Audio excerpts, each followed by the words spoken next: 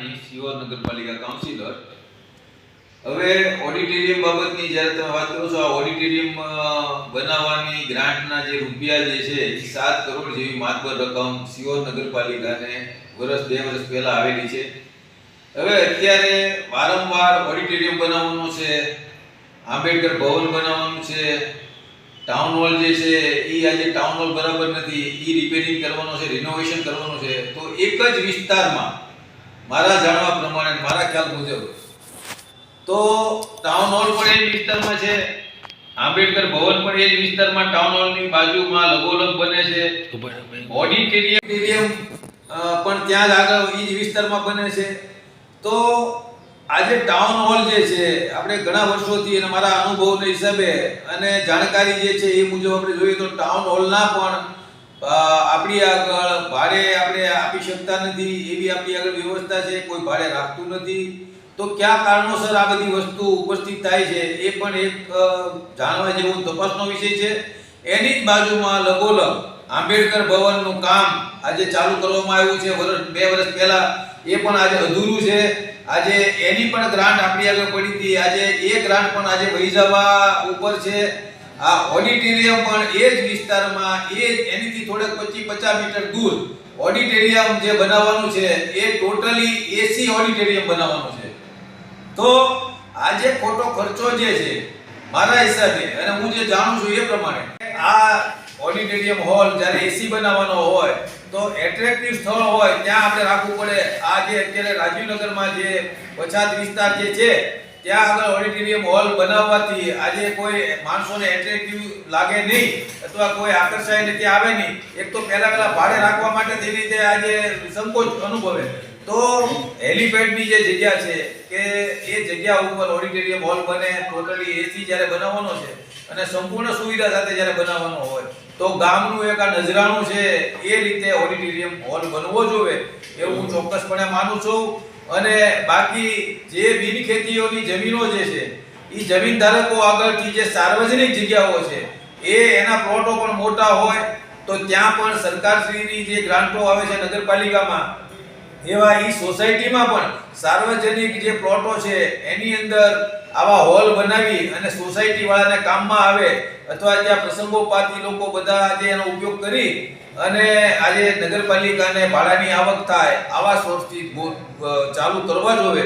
એમાં જો આવા 3 હોલ હોય તો ત્યાં કોણ આ રાખશે ને કોણ શું કરશે એ એક પણ વિષય છે।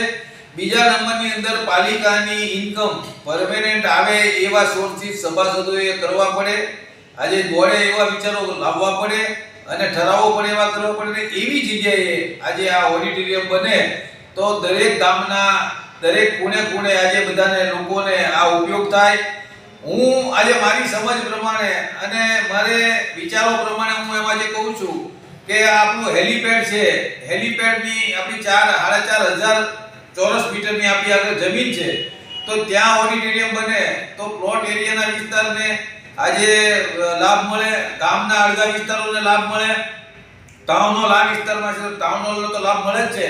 એમ આજે અલગ જગ્યાએ અલગ રૂપિયા જો વપરાય તો આજે આ સંજોગોની અંદર દરેક લોકોને ઉપયોગી થાય અને ખરા અર્થમાં એના ભાડાની જે આવક જે છે એ ભાડાની આવક આપણને નગરપાલિકાને પ્રાપ્ત થાય જેનાથી લોકોના વિકાસના કાર્યો કરી શકીએ।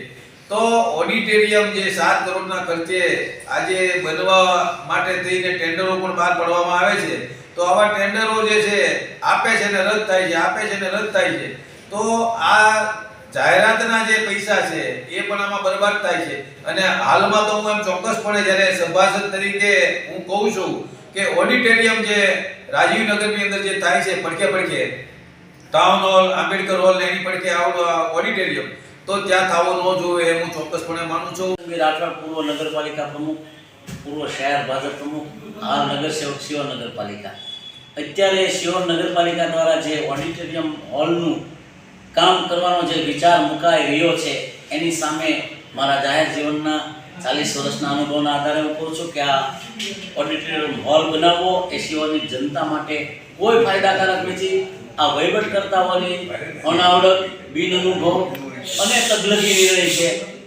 આ તગલગી નિર્ણયનો હું સખત શબ્દમાં વિરોધ કરું છું, કારણ કે કારણ કે 7 કરોડ જેવી માતબર રકમ સરકાર પાસેથી જ્યારે લેવામાં આવે છે અને એનો જ્યારે ઓડિટોરિયમ હોલ બનાવવામાં આવે છે ત્યારે હું આવક જાવકના અને નગરપાલિકાના આર્થિક હિતોને ધ્યાનમાં રાખીને એમ કહું છું કે આ ઓડિટોરિયમ હોલની એવી કોઈ આવક નહીં થાય, કારણ કે આ ટોટલી એસી છે અને આ એસી હોલનો ખર્ચો એટલો બધો આવશે કે ત્યાં આગળ નવો સ્ટાફ ઊભો કરવો પડશે, ત્યાં આગળ નવી વ્યવસ્થા ઊભી કરવી પડશે અને આ વ્યવસ્થા ઊભી કર્યા પછી નગરપાલિકા ખાધમાં રહેશે. જ્યારે આગવી ઓળખાણની વાત હોય ત્યારે આગવી ઓળખ માટે શિહોરની ગોતમી ગંગા છે કે જે અત્યારે દૂષિત થઈ ગઈ છે, જ્યાં ગંદકીનું સામ્રાજ્ય થઈ ગયું છે, એ આ વહીવટકર્તાઓને કેમ નથી સૂચતું કે આપણે રિવરફ્રન્ટ બનાવવો જોઈએ. શિહોરની સારી જનતા એ રિવરફ્રન્ટ ઉપર પિકનિક પોઈન્ટ માણે અને શિહોર ગંદકીથી ત્રસ્ત થઈ ગયું છે, દૂર થાય.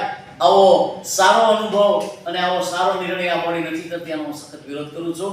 અને આ ઓડિટોરિયમ હોલ બનાવવાથી 7 કરોડ રૂપિયાનો તો ખર્ચો થશે, પણ શિહોર નગરપાલિકાને એક એવો મોટો હાથી બાંધવામાં આવશે કે આવતા દિવસોમાં શિહોર નગરપાલિકા નથી પાણીની સેવા કરી શકતી. 10 દિવસે પાણી પાવું, ગટરો ઉભરાય, નદી બેફામ થઈ ગઈ હોય ત્યારે આ ઓડિટોરિયમ હોલની વાત જે કરી રહ્યા છે એ મારા દ્રષ્ટિએ તગલગી નિર્ણય છે.